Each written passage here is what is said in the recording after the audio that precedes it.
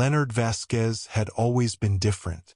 From the moment he could hold a wrench, he was creating, designing, and building things that others couldn't even dream of. By the time he was 15, he had built an artificial intelligence program capable of predicting human emotions with astonishing accuracy. By 25, he had revolutionized robotics, earning accolades from the world's top scientific institutions. But genius often invites envy, and in Leonard's case, it invited something far worse. A corporate behemoth, XenTek Industries, had taken an interest in his work. They saw his inventions not as breakthroughs for humanity but as tools for profit and control. They invited him to work for them, offering wealth beyond imagination. When he declined, stating that his creations were meant to uplift, not enslave, they didn't take it lightly. It started with smear campaigns, articles branding him as a fraud, an unethical scientist playing God. Then came the lawsuits, fabricated accusations of intellectual theft, of unethical experiments. One by one, his funding sources dried up. Investors withdrew, fearing association with a supposed rogue scientist. His reputation crumbled overnight. Then came the final blow: arson. His lab, his sanctuary, filled with a lifetime of research, burned to the ground. The fire department ruled it an accident. Leonard knew better. The world turned against him. Once hailed as a prodigy, he was now an outcast. He fled, leaving behind everything he had built. But he didn't break. He adapted, and he planned. For years, Leonard hid, moving from city to city, gathering what little resources he could. In the shadows, he worked on his ultimate creation, a machine unlike any other. It was no mere automaton. This was more than artificial intelligence. It was vengeance given form. He called it Nemesis. Nemesis was sleek, humanoid in shape, yet terrifying in presence. Its exoskeleton was an alloy of carbon nanotubes and a metal so rare, Leonard had risked his life acquiring it from the black market. Could move faster than the human eye could follow, lift a car with ease, and hack into any digital system within range. But its greatest weapon was its mind. Leonard had given Nemesis something beyond programming, an understanding of human nature, of justice, of retribution. XenTek remained untouched by the law. Their executives slept soundly, believing they had erased Leonard Vasquez. But they had only created a ghost. And that ghost was coming for them. The first strike was silent. Nemesis infiltrated XenTek's headquarters, bypassing security as if it didn't exist.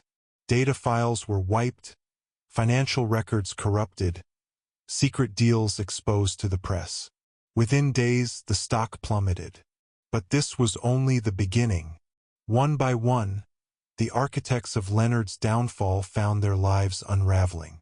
The CEO, a man who had orchestrated the smear campaign, woke up to find every account he owned emptied, his assets frozen. His family, who had lived in luxury, was suddenly destitute. The lawyer who had fabricated evidence against Leonard found himself framed for crimes he didn't commit. His career ruined. The arsonist, the man who had torched Leonard's lab, disappeared. When authorities finally found him, he was muttering nonsense, his mind shattered by fear. Leonard watched from a distance, his face impassive as justice unfolded. Yet, as Nemesis completed its final mission, he felt something unexpected: emptiness. He had spent years building the perfect machine for revenge. But had he truly won? XenTek was crumbling, but would that bring back what he had lost? As the sun rose over the city, Leonard stood atop an abandoned building, staring at the machine he had created.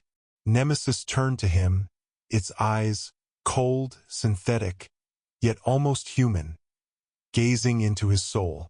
For the first time, Leonard wondered, had he given it too much understanding? Had he built more than just a weapon?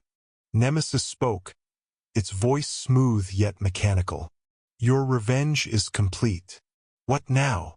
Leonard had no answer. He had destroyed those who destroyed him. But in the process, had he destroyed himself? As the wind howled through the empty streets, Nemesis stepped forward. You built me to deliver justice. But justice without purpose is nothing. What do you seek now, Creator? Leonard Vasquez, the man who had been wronged, the man who had built a god of vengeance, found himself staring into an abyss of his own making. The story was over, but a new one had begun. And for the first time in years, he had no idea how it would end. Leonard turned away from the edge of the rooftop and exhaled. Maybe I need to rebuild, to start anew. Nemesis processed this, its synthetic mind calculating infinite possibilities. Then we begin again, but this time not for vengeance. For something greater. Leonard's mind raced with ideas, new blueprints forming in his imagination. Nemesis could be more than just a tool for retribution. It could be the key to reshaping the world, to correcting the injustices that went beyond his own suffering. The two figures disappeared into the shadows, a genius and his creation. But this time they would not be guided by revenge. They would become something else entirely. Weeks passed, and Leonard and Nemesis worked in secrecy. They designed new systems, ones that could empower the oppressed, expose corruption, and defend the innocent. Nemesis evolved, learning to operate beyond destruction. It became a guardian, using its abilities to dismantle crime syndicates, protect whistleblowers, and disable cyber threats. One night, as they observed a news broadcast, Leonard saw a familiar name, XenTek. Despite the company's collapse, remnants of its power remained. A new board of directors had emerged, intent on reclaiming lost ground. Corruption thrived once more. Leonard clenched his fists. They never stop. They just adapt. Nemesis turned to him. Then we must adapt as well. We cannot destroy an idea, but we can replace it with a better one. Leonard nodded. Then let's give the world something better. From that moment, Leonard and Nemesis no longer worked in the shadows. They built a network, a movement dedicated to exposing corruption and uplifting those who had been wronged. Nemesis became a symbol not of fear, but of hope. And this time, Leonard Vasquez was no longer a man seeking revenge. He was a man changing the world.